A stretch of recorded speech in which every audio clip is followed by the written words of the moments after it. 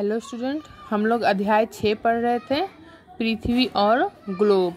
आज हम पृथ्वी और ग्लोब चैप्टर में देशांतर रेखाएं के बारे में जानेंगे। देशांतर रेखाएं जो कुछ इस तरह से होती हैं पृथ्वी पे बनी हुई, ये स्थान की सही स्थिति और समय का पता लगाने के लिए ये रेखाएं हमारी मदद करती हैं। इन रेखाओं में इसको जैसे हमें मालूम है कि सर्कल जो होता है वो कितने डिग्री का होता है, 360 डिग्री का होता है। तो उसी तरीके से ये जो है 360 डिग्री का होता है, लेकिन इस पे अगर लाइन खींचते हैं इस तरह से, अगर ये लाइन इधर से जा रही है तो पीछे भी जाएगी, ठीक है। तो जो बीच की रेखा होती है इसको हम 0 डिग्री से लेके 180 डिग्री मानते हैं।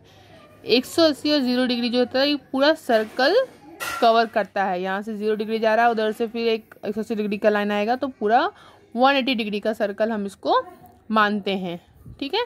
तो इसको हम 0 डिग्री पे मानते हैं। ये जो बीच वाली रेखा होती है प्रमुख मध्य रेखा को हम 0 डिग्री पे मानते हैं। उसके बाद बाकी जो रेखाएं हैं 20, 40, 60 और 80 डिग्री पर ये बने हुए रहते हैं, ठीक है। और ये सीधे में मतलब इस तरह से गोलाकार में बने रहते हैं। मतलब सर्कल के ऊपर, अगर बॉल के ऊपर अगर लाइन खींचेंगे तो कैसे बनेगा, इस तरह से। एक एग्जाम्पल आप ले सकते हैं, संतरे में देख सकते हैं किस तरह से रहता है ना। संतरा, नींबू, घाघरा, जो ये सब जो आकार के होते हैं, मौसमी वगैरह, उसमें लाइनिंग होती है ना, या जो संतरे का शेप होता है किस तरह से रहता है, इस तरीके से रहता है, जो अंदर का रहता है, ठीक है। तो उस तरह से ही हमने इमेजिन किया हुआ है पृथ्वी पे कि उस तरह से लाइनें हैं। उन लाइनों को हम कहते हैं देशांतर रेखाएं। और इनकी जो बीच की जो ये दूरी तय करने में हमको 4 मिनट लगता है। एक देशांतर से दूसरे देशांतर तक जाने का जो हमारा समय होता है वो 4 मिनट लगता है। और इस तरफ की जो देशांतर रेखाएं हैं उसको हम बोलते हैं पूर्वी देशांतर रेखाएं। इस तरफ की जो रेखाएं हैं उनको हम बोलते हैं पश्चिमी देशांतर रेखाएं।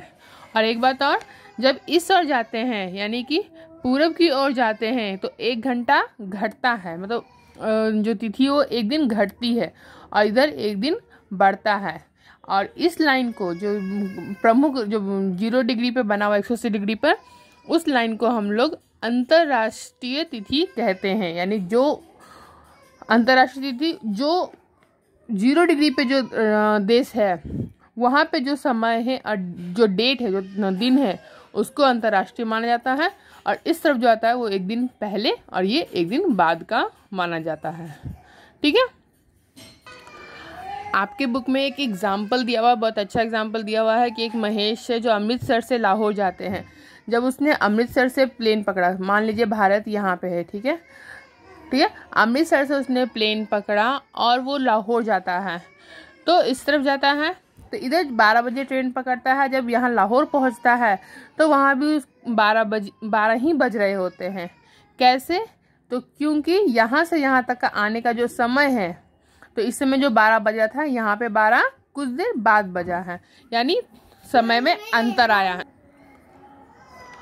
और पूर्वी देशांतर रेखा की एक और खासियत है कि ये यहाँ पे जब नज़दीक रहता है, बीच में 0 डिग्री पे रहता है, तो वो उसकी दूरी जो होती है वो अधिक होती है। जैसे जैसे ये आगे बढ़ता है तो दूरी कम होती जाती है।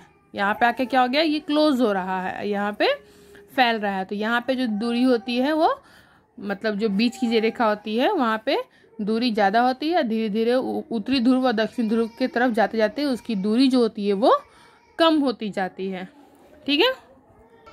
और इसी तरह से इसमें मौसम में भी परिवर्तन होता है। यहाँ पे हमारा सूरज की रोशनी डायरेक्ट पड़ता है तो गर्मी होती है, धीरे धीरे ऊपर जाते हैं तो ठंड बढ़ने लगती है। और उत्तरी ध्रुव और दक्षिण ध्रुव में 6 महीने गर्म और ठंड होती है। उसको कहते हैं पृथ्वी के कटिबंध। वो हम नेक्स्ट वीडियो में पढ़ेंगे, ठीक है। Thank you.